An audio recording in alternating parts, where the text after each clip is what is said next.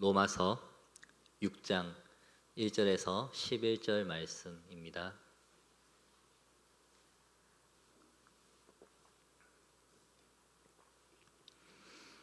한 절씩 교독하도록 하겠습니다. 그런즉 우리가 무슨 말을 하리요? 은혜를 더하게 하려고 죄에 거하겠느냐?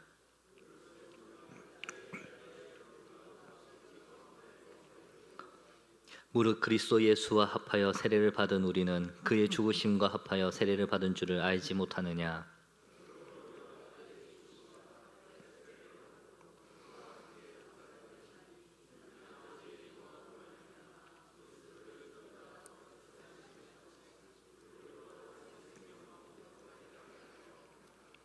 만일 우리가 그의 죽으심과 같은 모양으로 연합한 자가 되었으면 또한 그의 부활과 같은 모양으로 연합한 자도 되리라.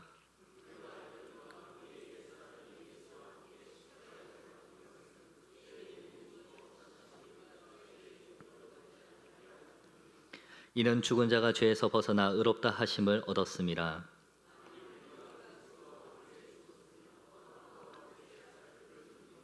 이는 그리스도께서 죽은 자 가운데서 살아나셨음에 다시 죽지 아니하시고 사망이 다시 그를 주장하지 못할 줄을 알미로라.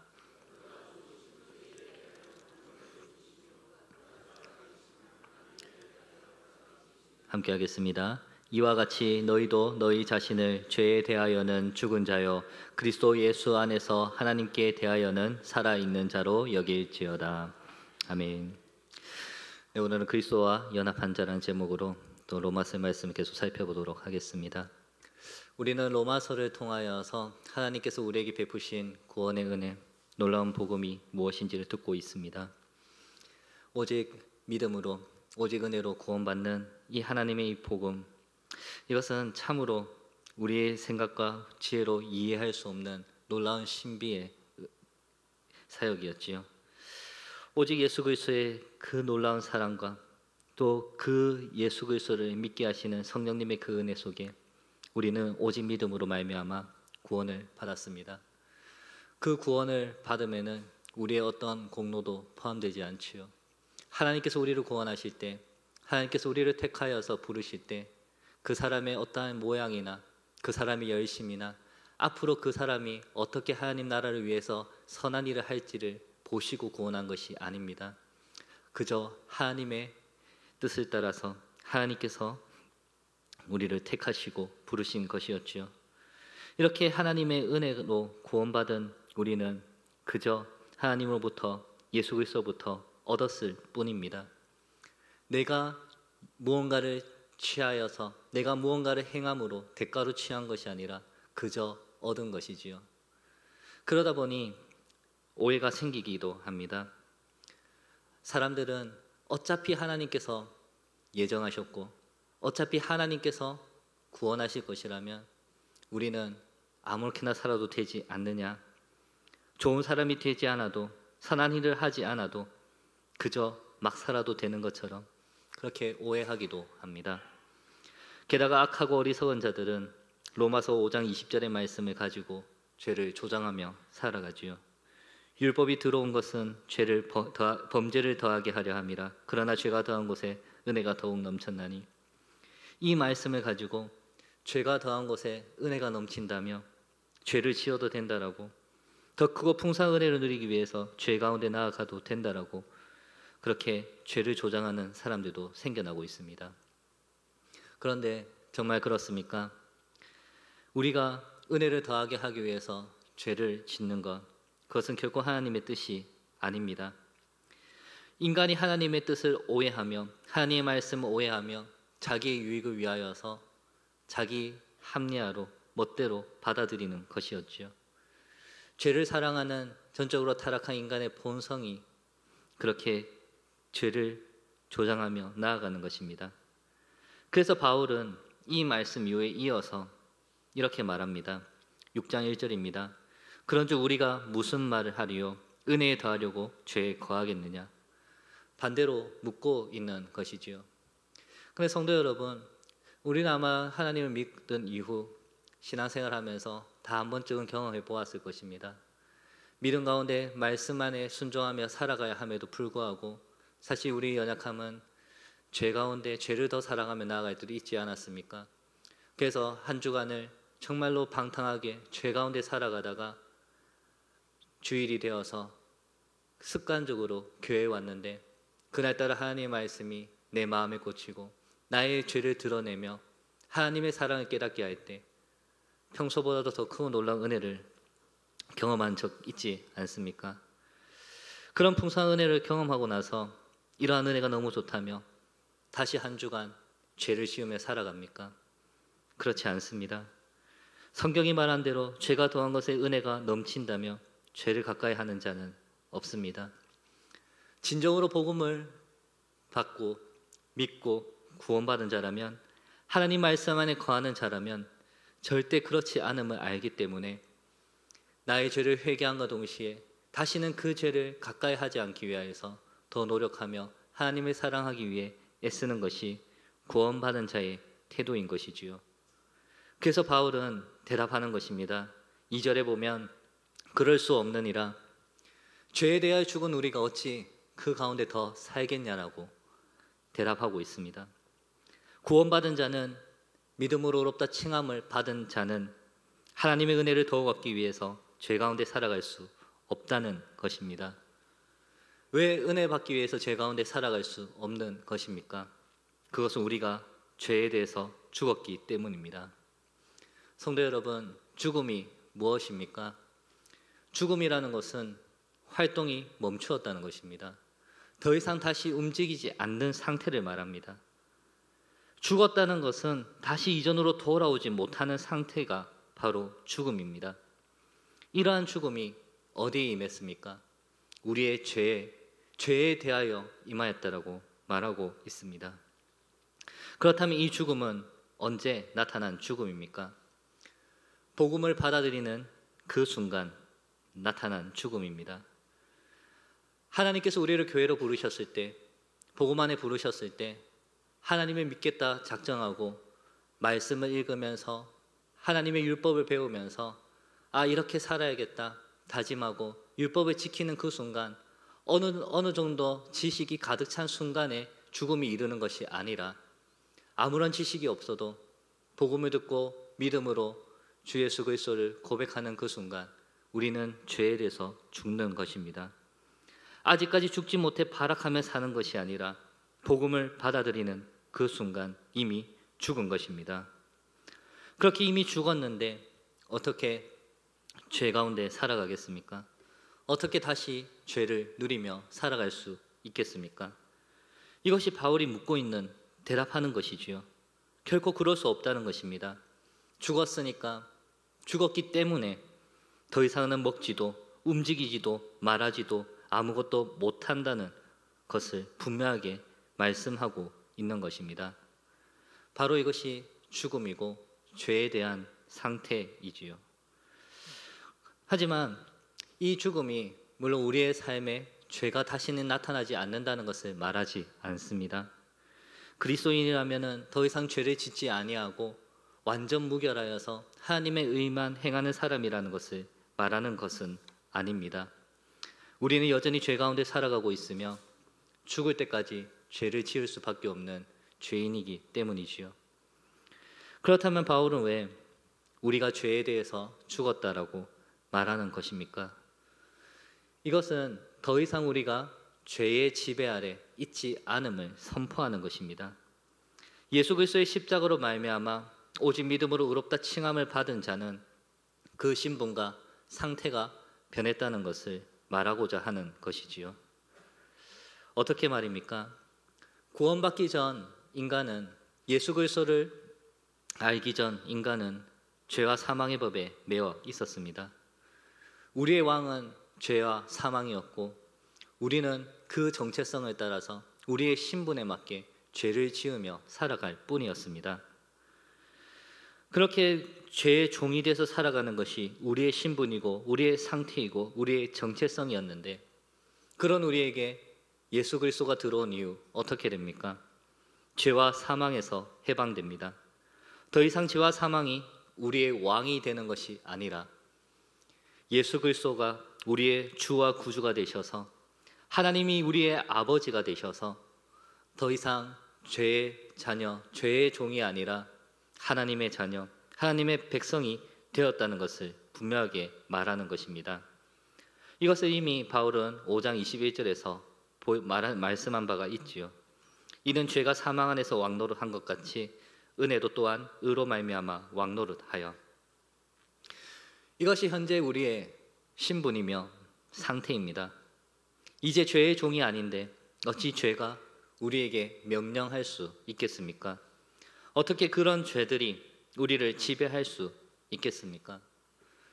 죄가 여전히 영향력을 나타내고 타락한 본성을 가진 우리가, 죄의 본성을 가진 우리가 그 영향력에 반응하여서 죄를 짓기도 하지만, 그러나 더 이상 죄는 우리에게 죄를 지어라고 명령하지 못한다는 것입니다. 그리고 우리는 그 죄에 대해 복종하지 않는다는 것입니다.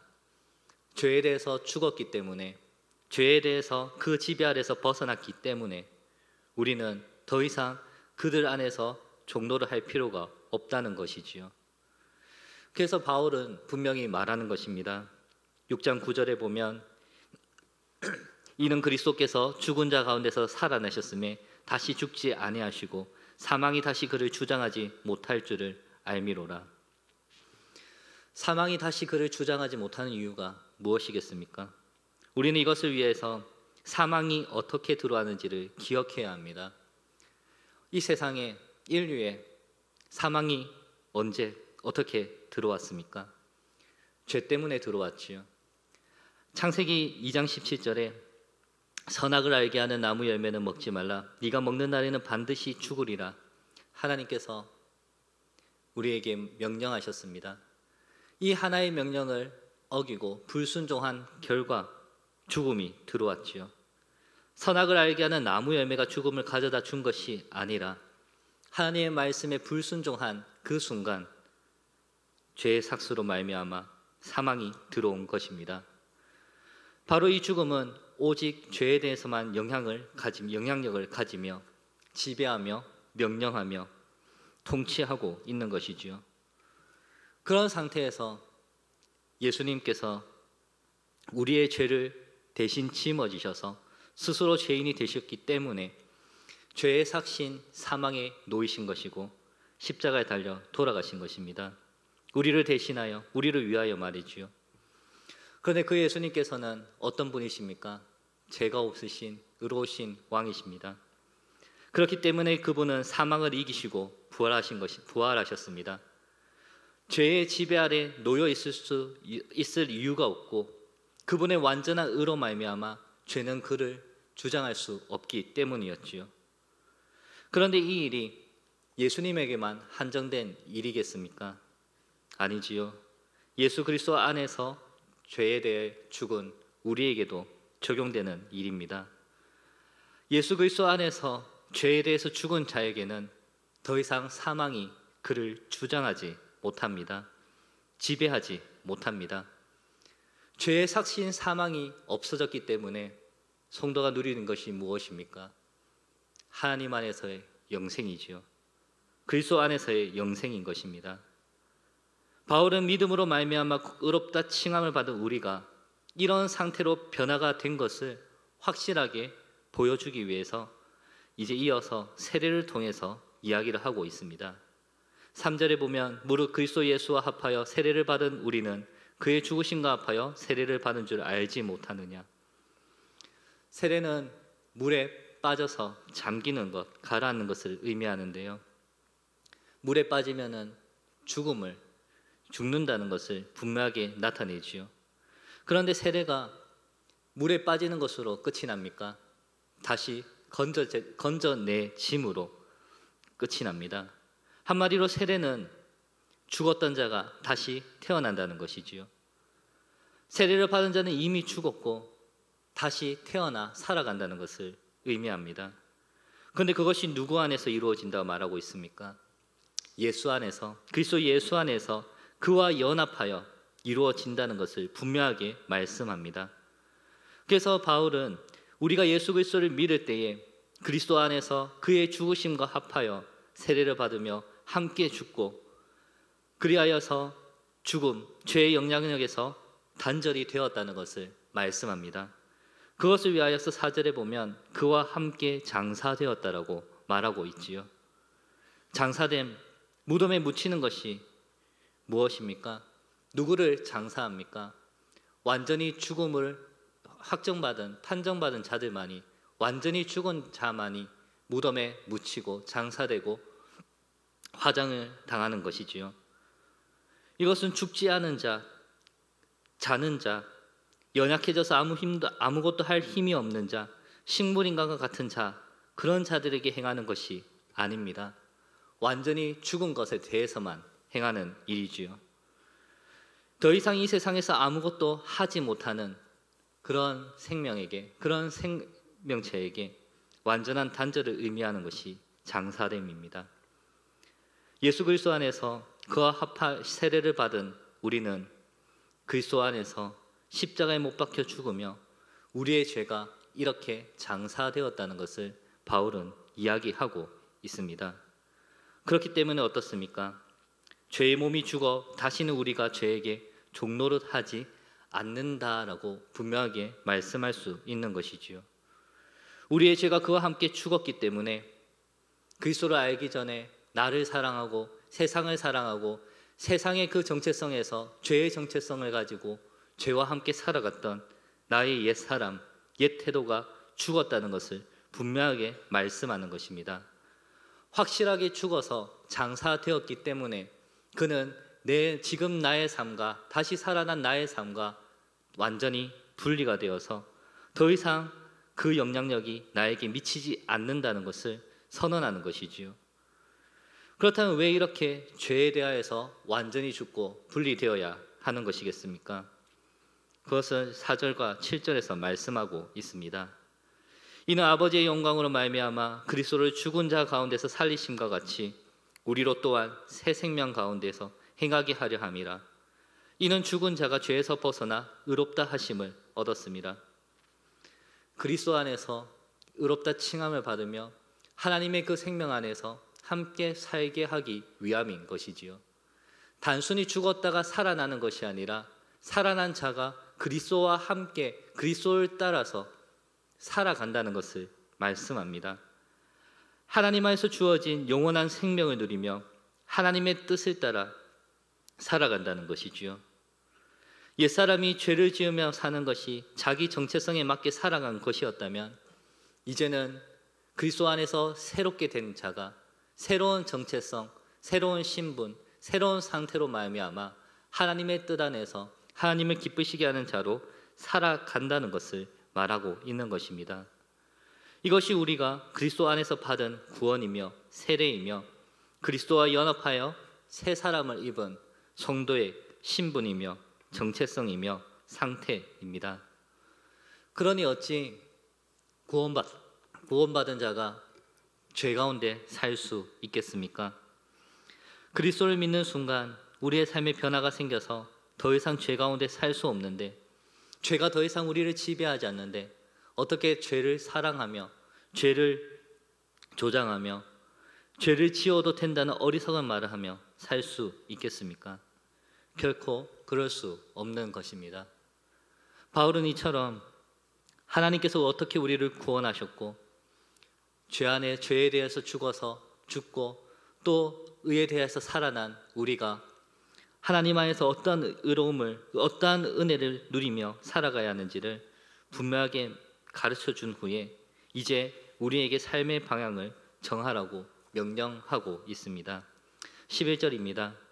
이와 같이 너희도 너희 자신을 죄에 대해서는 죽은 자요 그리스도 예수 안에서 하나님께 대하여는 살아있는 자로 여길지어다. 이것이 바울이 지금까지 한 말을 정리하면서 이제 우리에게 너의 삶의 방향을 정하라고 던져주는 메시지인 것이지요. 성도 여러분, 이미 우리는 죄에 대해서 죽었습니다. 더 이상 죄가 우리를 지배하지 못하고 죄가 우리에게 명령하지 못합니다. 더 이상 사망이 우리를 지배하지 못합니다. 우리가 하나님 안에서 영생을 누리게 된 이유이며 그리스도의 십자가의 대속으로 인해서 우리에게 주어진 유익인 것이지요. 그러면 이제 우리는 어떠한 삶을 살아야 하겠습니까? 그리스도 예수 안에서 하나님께 대하여 하나님을 향하여 하나님의 그 창조 질서의 선하신 뜻을 따라 살아가야 하지 않겠습니까? 나의 신분이 변했기 때문에, 나의 상태가 변했기 때문에, 나의 정체성이 하나님 안에 있기 때문에 우리는 그렇게 살아가야 하는 것입니다. 하지만 많은 성도들이 이 사실을 망각하고 여전히 죄의 종이라 착각하며 살기도 합니다. 옛날에 노예제도가 폐지되었을 때, 노예제도가 폐지되면서 노예들이 다 해방되었음에도 불구하고 몇몇 노예들은 옛 주인을 만날 때 자기가 아직도 노예인 것처럼 두려움에 떨며 그 주인의 명령에 순종해야 한다는 생각을 가지고 살 때가 있었다고 합니다. 우리의 모습이 이와 같을 때가 있다는 것이지요. 죄에서 놓여서 자유함을 얻었는데 더 이상 죄의 종이 아니고 죄의 명령을 따를 필요가 없는데 그 사실을 망각한 채 죄로 돌아갈 때가 있다는 것입니다. 그런 부분에서 사랑하는 성도 여러분, 여러분은 어떻습니까? 여러분은 정말 그리스도의 복음 안에서 죄에 대해서 죽고 의에 대해서 다시 살아난 예수 그리스도와 함께 연합하여 그와 함께 살아가는 성도입니까? 여러분의 신분, 여러분의 상태, 여러분의 정체성을 잘 기억하고 계십니까? 하나님께서 우리에게 주신 이 은혜를 잊지 말고 기억할 수 있기를 소망합니다. 구원받은 이후 내가 지금까지 어떤 모습, 어떤 상태로 살아오고 있었는지를 돌아보면서 과연 나는 나의 정체성에 맞는, 신분에 맞는 삶을 살아가고 있는지를 점검하며 나에게 주신 베푸신 하나님의 은혜를 다시 기억할 수 있기를 소망합니다. 그리하여서 더 이상 죄에 대해서 살아가지 않도록, 나의 죽은 것을 그리워하며 되살리려는 어리석음 행하지 않도록 하나님께서 우리에게 주신 하나님의 뜻을 따라서 죄에서 자유하며 승리하며 살아갈 수 있는 저와 여러분이 될 수 있기를 바랍니다. 그때 하나님께서는 우리를 통하여서 하나님의 살아계심을 나타내실 것이고 하나님의 영광을 온 세상에 나타내시며 우리를 통하여 많은 죽은 영혼들을 다시 살리실 것입니다. 그런 하나님의 뜻에 온전히 쓰임을 받으며 그 하나님 안에서 참 자유를 누릴 수 있는 그런 저와 여러분이 되기를 간절히 소망합니다.